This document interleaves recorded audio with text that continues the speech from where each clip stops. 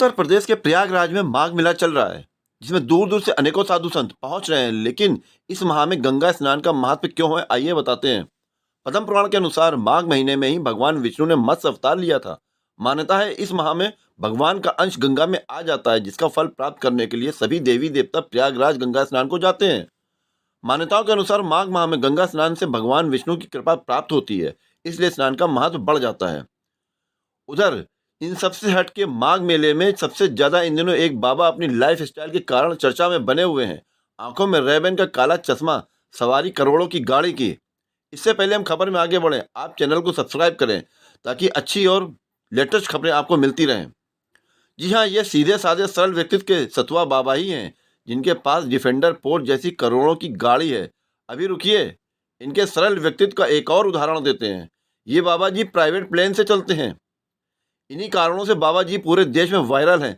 सन 2025 के महाकुंभ में इन्हें जगत गुरु की उपाधि भी मिली थी। गरीबों को सतुआ और भोजन कराने के लिए, दान देने के लिए इनका नाम सतुआ बाबा पड़ गया था। यूपी के ललितपुर के रहने वाले हैं।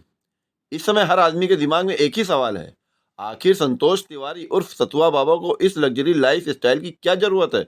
बाबा जी पूजा पाठ कब करते हैं, यज्ञ अनुष्ठान कब करते हैं, सारा दिन तो अपनी संपत्ति दिखाने में व्यस्त रहते हैं।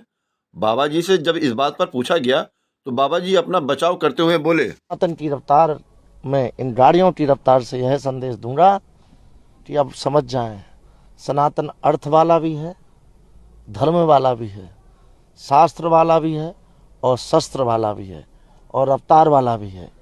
अब सनातन की रफ्तार को जो रोकेगा, इन गाड़ियों की रफ्तार से उसको कुचल दिया जाएगा। अच्छा, इस विवाद काफी खड़ा हो रहा है इस पर कि बाबाओं के पास इतनी महंगी गाड़ी कैसे आई, क्यों आई। विवाद करने वालों को मैं बधाई देता हूं कि वे भारत में रहते हुए अगर बाबा लोगों के पास आई हुई गाड़ियों से उनको जलन हो रही है तो निश्चित वह सनातन के नहीं है, वह पाकिस्तान के हैं, बांग्लादेश के हैं।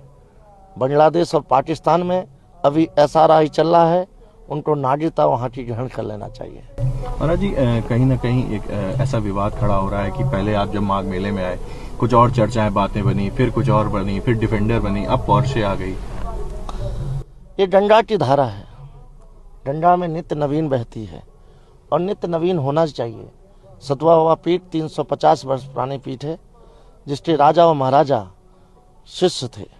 निश्चित यह पीठ अपने आप में गौरवशाली है और वर्तमान में जिस तरह से स्वच्छता और विकास की रफ्तार बढ़ी है, तो भारत में इन गाड़ियों का आना और सनातन के बीच में रहना बहुत आवश्यक था। अब सवाल ये उठता है, क्या ये सही बोल रहे हैं? क्या यही हमारी हजारों साल पुरानी सनातनी परंपरा है? हमारे साधु संतों महंतों की त्याग, तपस्या और समर्पण के लिए उन्हें जाना जाता है और पूजा जाता है। आज भी कुछ संत मौजूद हैं जिनका ईमान किसी भी प्रकार के ऐश्वर्य, धन दान, दौलत, पद प्रतिष्ठा के आगे नहीं डोलता। आपको क्या लगता है, ऐसे लोगों की वजह से हमारी वैदिक संस्कृति का हनन नहीं हो रहा, सनातन का मजाक नहीं बन रहा है? अपनी राय कमेंट में जरूर दें। अपनी टीम के लिए और आ जाइए सर, शॉल की परमिशन अगर दे सके तो। नहीं, इसमें क्या है कि शॉल अर्पित करना चाह रहे थे आपको। नहीं, हमारा क्या है कि एक मिनट आप से देखो, ये परमार्थ मार्ग है, अलग अलग भगवान की सेवाएं हैं। आप भी जो कर रहे हैं, हमारी सृष्टि की बात है। हम लोग वैरागी हैं, भगवत मार्ग के पथिक हैं। हमें जितना वस्त्र चाहिए उतना, जितना भोजन चाहिए उतना। इसके बाद जैसे हमसे कोई परिचय बताता है, समझना आप कि हम अमुक पदाधिकारी हैं, हम अमुक पद में हैं। देखो भाई, हम ये सुनने के लिए बाबा जी नहीं हुए, हम तुम्हें सुनाने के लिए बैठे कि तुम जिसमें हो उससे भी आगे का मार्ग है। तुम्हारा मंगल कैसे होगा, तुम काम विजयी कैसे बनो, क्रोध विजयी कैसे बनो, कोई भी पाप तुम्हारा नाश न कर पावे, कोई भी विकार तुम्हें परास्त न कर पावे, ये हमारा मार्ग है। अब जब हमने देखा कि चुनरी माला उड़ाने से और आपका जो पद है उसको डालने से यहाँ भीड़ लगने लगी, तो किसी को माला नहीं, किसी को चुनरी नहीं और किसी से परिचय नहीं। आप हमारे प्रभु का परिचय यदि जानना चाहते हो तो हम बाबा जी इसीलिए बैठे हैं। हम आपको परिचय बताएंगे और ये बताएंगे कि आपका जीवन कैसे मंगलमय और उन्नतिमय हो। अब क्या है कि हमारा उद्देश्य नहीं है नहीं गुरु जी वो तो आपका हाँ, इसीलिए इसीलिए हम जो ये कड़ा शासन लगा दिया, अभी 3-4 दिन हुए हैं। नहीं, हम सबका, जैसे आप बोल रहे ना, लाओ इनको चुनरी, लाओ इनको, और आपको, फिर उससे क्या हुआ कि वो एक जो भूमिका बन रही थी ना, वो प्रपंच की बनने लगी। वो हमारे यहाँ नहीं होगा। हमारे यहाँ जिस पद में, उससे भी ऊंचे पद में पहुंचाने की बात है, परम पद में स्थित होती है देश की, चाहे खेल में हो, चाहे आप जिस विभाग में हो, आप हमारे देश की सेवा करें और स्वयं जितेंद्री बने, धर्मात्मा बने। ऐसा तो कोई बिरला ही प्रभु चाहता है। हमारे संघ का मतलब तुम्हारा अध्यात्म पुष्ट हो और जागतिक उन्नति भी पुष्ट हो। और अगर केवल यही व्यवहार रह गया ना कि हम ये हैं तो हम तुम्हें सम्मान कर रहे हैं, और दूसरा एक गरीब आ रहा है, उसके लिए तो हम माला चुनरी कुछ नहीं दे पा रहे, क्योंकि हमारे पास इतने हैं भी नहीं।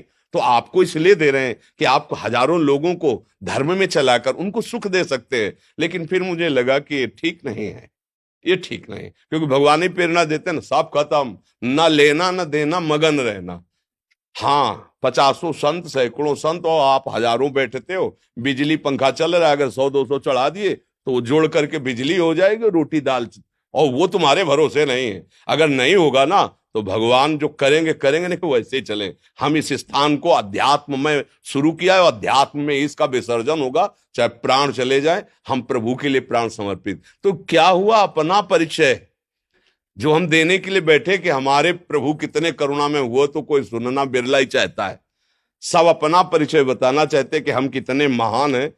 हम बाबा जी हैं, सतमार्ग के प्रतीक है, भगवान के मार्ग के लिए बैठे। तुम्हारा कल्याण होगा जब तुमको दबकाएं फिर भी आप